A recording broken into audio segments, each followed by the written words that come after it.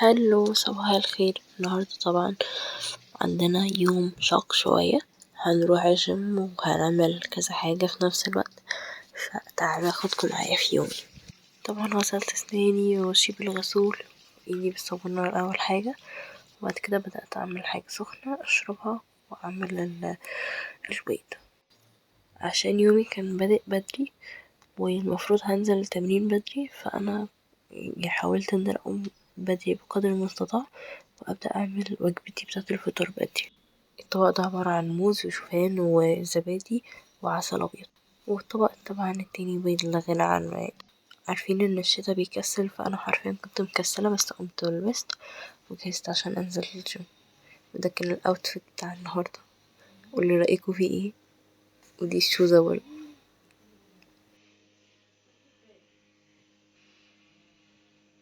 يعني مفيش وقت، التمرين بتاعنا كان الساعة 8 ونزلنا اصلا الساعة 9. عشان نازلة الساعة 9 فانا كنت نازلة مع مامتي ووصلني لحد الجيم.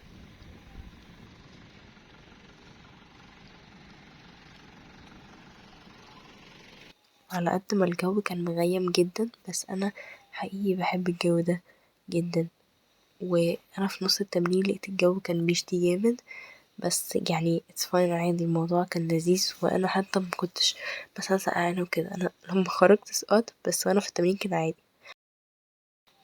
زي ما قلتلكوا ان انا اصلا رايحة الساعة 9 وانا تمريني المفروض الساعة 8. طبعا عبال ما وصلت وكده كانت الساعة بقت اصلا 9. بحاول بقدر الامكان ان انا اصورلكوا، بس انا قدرت اصورلكوا الاوزان. ان انا شلت الاوزان بتاعت النهاردة كانت 7.5. كنت بوريكوا ايدي لان هي فعلا اتعورت جامد بسبب ان انا بشيل من غير جوانتي. الجيم يا جماعة مرتب عن كده، بس هو الركن ده بيتحط فيه شوية حاجات، فعشان كده تحسه مكركب.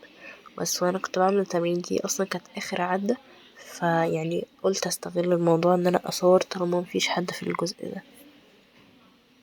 حابة اشارك قوي معاكوا ان انا يعني افرجكوا تماريني وكده، بس بيكون صعب شوية. هنا كنت خلصت خلاص تماريني، كانت الساعة بقت 11:30، وطبعا عمال ما ارتحت وكده قعدت شوية اتكلم معاكم. خلصت التمرين النهاردة يا جماعة، بجد كان يوم كان متعب قوي، وعشان كمان جو شتا اصلا لسه قدامي يوم طويل شوية، مش هيخلص غير بالليل خالص. ف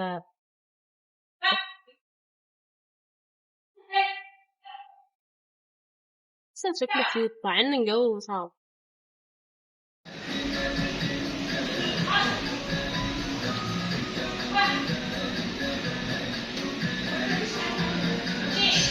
يا جماعة طلعلي حباية رهيبة بجد، شكلها مستفز يا جماعة.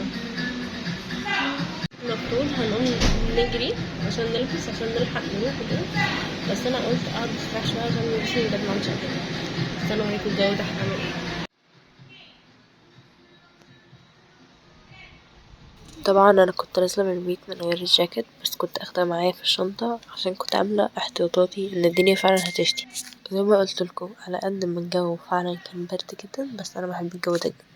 ليتس جو يا جماعه، خلاص انا لبست، هخرج البس الكوتشي بس. يلا بينا عشان انا متاخره واصحى الشغل. فضلت واقفه وقت كتير شويه تحت الجيم عشان مكنتش لاقي مواصلات، بس يعني اتس اوكي يا جماعه، في الاخر لقيت الحمد لله ورحت، وكان معايا العسل الاسود بتاعي بالطحينة، وقعدت قلت هفطر بيه حتى عشان ايه ما ضيعش عليا وجبة الفطار. لا اخبي عليكم سر، هو اصلا ده المفروض ان هو بين الوجبات. شايبها ايه نفوق بيها كده ونشوف يومنا عمل ايه. يا جماعة انا قعدت عملت شوية إيديت، واكتشفت ان انا في فلوجات كتير اصلا المفروض كنت انا ابدأ اعمل لها إيديت كده. هنا طبعا عشان انا الاسبوعين اللي فاتوا كنت بسوف كتير جدا، فافتكرت ان انا ما نسيت محتواي خالص على البنترست، فانا بنزل الصورة بتاعة الفيديو وبحط عليها اللينك بتاع الفيديو كده على اليوتيوب او على انستا وهكذا. انا عندي فولورز هناك يا جماعة، فاعملوا لي فولو هناك. انا حرفيا من محبين بنترست، وكنت بنزل اشكال ستيكرز وحاجات بشكل عشوائي، ما تخيلتش ان انا اصلا هيجيلي الفولورز اللي انا عملتهم دول.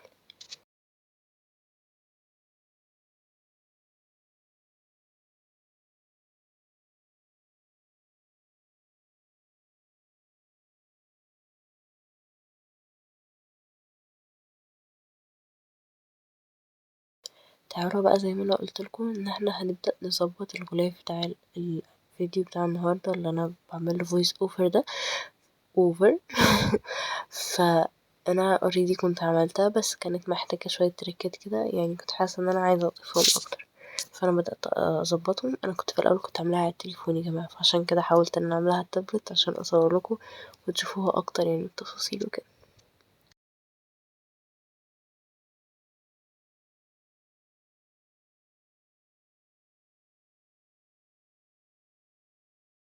بس طبعا اليوم كان متعب جدا، فالنص كنت قاعدة بتفرج على المسلسل خلاص بقى معدتش قادرة ان انا اعمل انجاز. ومع في مسلسل نازل جديد كوري تحفة بجد، قصته اصلا من اول حلقتين وهي كانت شدني جدا، فانا قعدت ادور عليه على جوجل حتى عشان الاقيه لان ما لقيتوش على HITV. ده من تاني حلقة كنت منزله لكم الجزء دوت على الستوري عندي، ان هي يعني بنت صغيرة بعد اصلا اللقطة دي جاتلها صدمة ومعدتش اتكلمت نهائي. تخيلوا ان انتوا تروحوا تستخبوا من حد هيموتكوا فتكتشفوا ان انتوا نايمين جنب جثة حد مثلا قريب ليكوا. موضوع مرعب جدا يا جماعة بجد. فالقصة نفسها انا عجباني عشان مختلفة ومش عارفة، يعني انا اصلا ما بحبش الحاجات اللي هي زي كده، بس كانت عجباني قوي يا جماعة بجد.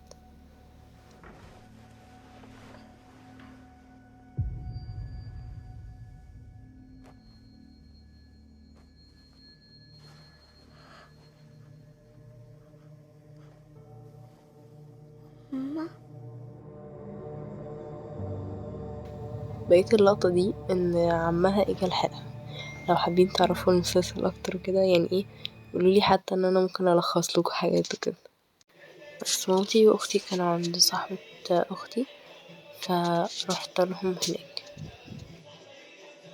ودي المرة ال6000 بوريلكوا الاوتفيت بتاعي عشان كان عاجبني جدا يا جماعة، بس ما عرفتش اصور يعني صور حلوة بقى فيه وكده.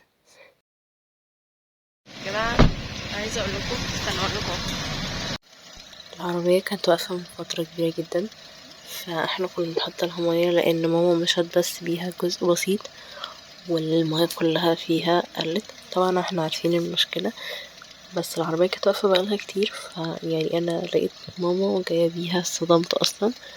بس يعني فرحت جدا لان كانت وحشاني اوي يا جماعة بجد، مكنتش بركبها من زمان اوي.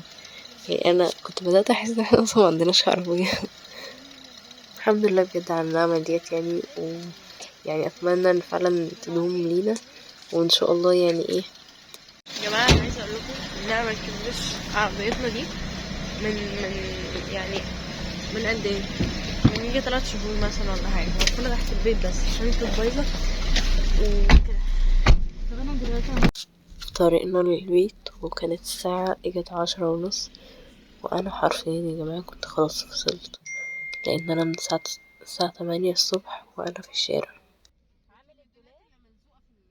وانا اصلا امبارح كنت نايمه متاخر وصحيت بدري جدا عشان الجيم، وللاسف معرفتش انام برضو النهارده، وانا برضو سهرانه بعمل لكم فويس اوفر على الفيديو ده. بس طبعا شايفين التعب على عيني يا جماعه. اسيبكم تكملوا معايا جزء من الحلقه الرابعه، وكان جزء جامد بجد يا جماعه برضو. بس وكده اصلا الفيديو يكون خلص و باي. 네가 가서 저 여자한테 총이랑 약 갖다 줘.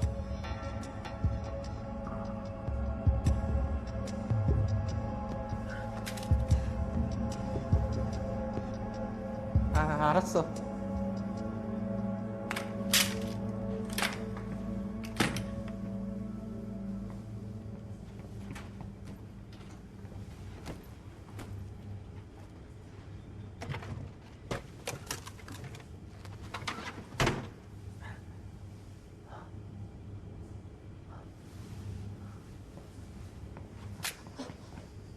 이건 선물.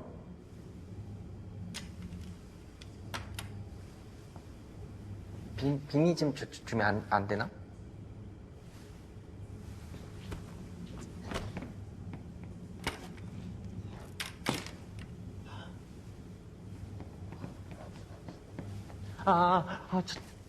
절대 무슨 일 있어도 쇼핑몰 밖으로 나오면 안 돼?